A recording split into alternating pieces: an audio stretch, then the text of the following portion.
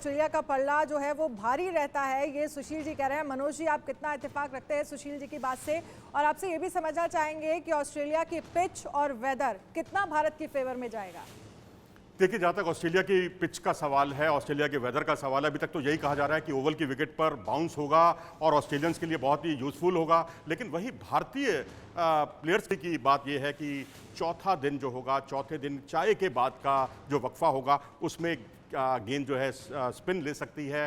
बिल्कुल इंडियन सब कॉन्टिनेंट की तरह की ये विकेट है, क्योंकि यहाँ अगर आप 300 सवा 300 रन, अगर फर्स्ट इनिंग का एक औसत स्कोर है 350 रन, तो 176 के आसपास जो है चौथी इनिंग का स्कोर है। यानी 200 रन नहीं बनते हैं यहाँ पर चौथी पारी में, जो इंडियन सब कॉन्टिनेंट की स्थितियों के बहुत अनुकूल हैं। तो ऐसी स्थिति में स्पिनर्स का बहुत ही कारगर रोल होगा। लेकिन जैसे सुशील दोषी साहब ने कहा कि यहाँ 2 स्पिनर खिलाना लग्जरी होगा, क्योंकि हमने साउथहैम्पटन में देख लिया, क्योंकि वहाँ ओवरकास्ट कंडीशन थी, मुकाबला सितंबर में हुआ था, और वहाँ पर अगर आप पहले 3-4 दिन देख लें, अगर आप टॉस देखें, टॉस अगर भारत की फील्डिंग पहले आती है तो 2 स्पिनर उस वक्त जो है लग्जरी लगेंगे, क्योंकि दिन भर में स्पिनर्स का रोल जो है मुश्किल से 10 ओवर या 12 ओवर या 14 ओवर, इससे ज़्यादा नहीं है उन 90 ओवर में से। तो 14 ओवर में यदि 7 ओवर या 8 ओवर जडेजा कर लेते हैं तो फिर अश्विन जो है एक मूक दर्शक बनकर रहेंगे, उनका कोई इस्तेमाल नहीं होगा। तो यहाँ ये बहुत ही पैना सवाल है। लेकिन दूसरा पक्ष अगर देखें, तस्वीर का दूसरा रुख,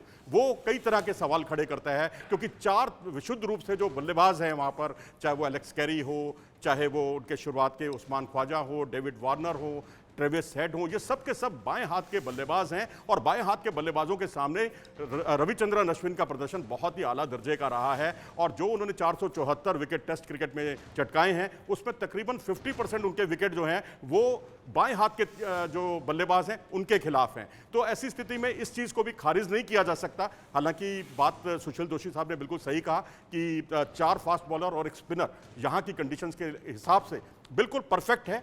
लेकिन अगर यहाँ पहले भारत को जो है बल्लेबाजी करने को मिलती है तो और यहाँ धूप खिली हुई होती है, सूखी विकेट है, तो वहाँ पर दूसरे स्पिनर को खिलाने पर विचार किया जा सकता है। मैं ये नहीं कहूँगा उनको खिलाया जाए, लेकिन विचार करना बेहतर विकल्प होगा। जी, सुशील जी से भी इस पर मैं एक कमेंट चाहूंगी कि वेदर और पिच किसके फेवर में आपको कल नजर आएगी? क्या लग रहा है, क्या उम्मीदें लग रही है?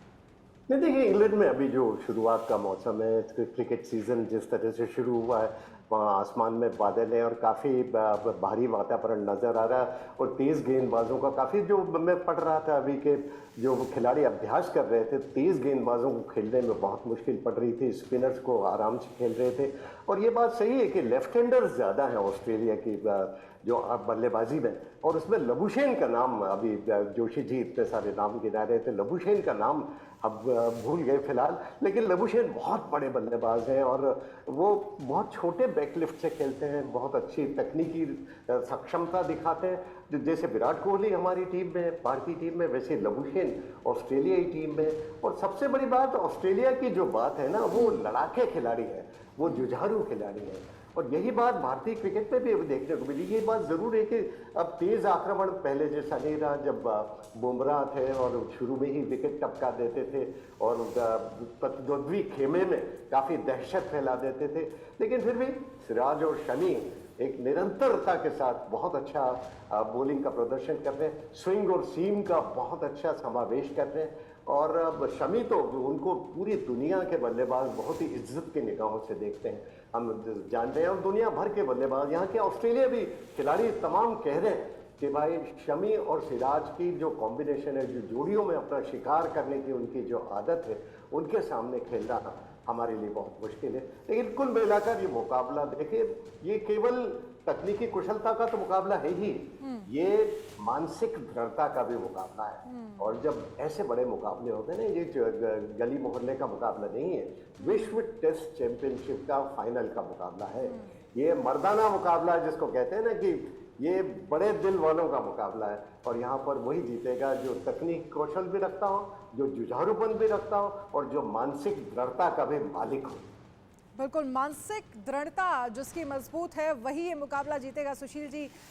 लेकिन एक चीज़ और यहाँ समझने की ज़रूरत है। अगर हम ऑस्ट्रेलिया की बात कर रहे हैं, अगर हम ओवल के मैदान की बात कर रहे हैं, तो 5 दशक का अगर ऑस्ट्रेलिया का रिकॉर्ड हम देखेंगे तो सिर्फ 2 मैच जो है ओवल के मैदान में जीते हैं, 17 मौक़ों पर हार का सामना करना पड़ा है।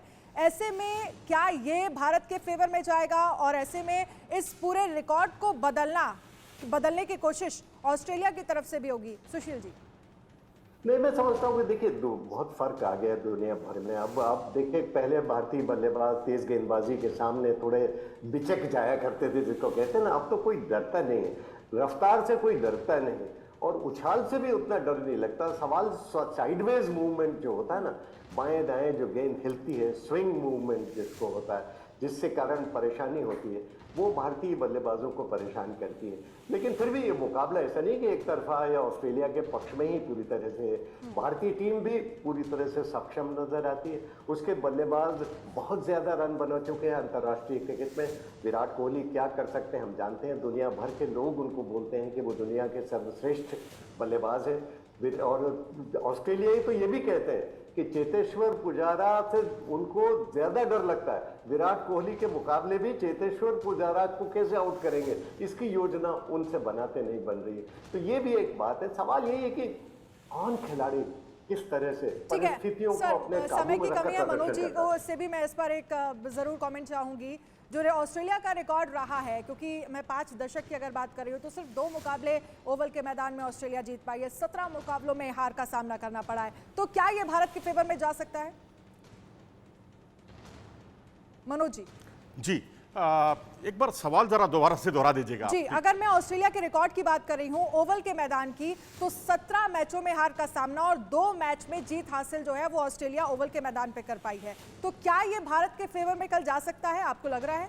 देखिए अनन्या, ये बात तो माननी पड़ेगी कि ओवल का मैदान जो है, जितना खराब जो वर्स्ट परफॉर्मेंस है ऑस्ट्रेलिया का इंग्लैंड में, वो ओवल के मैदान पर ही है।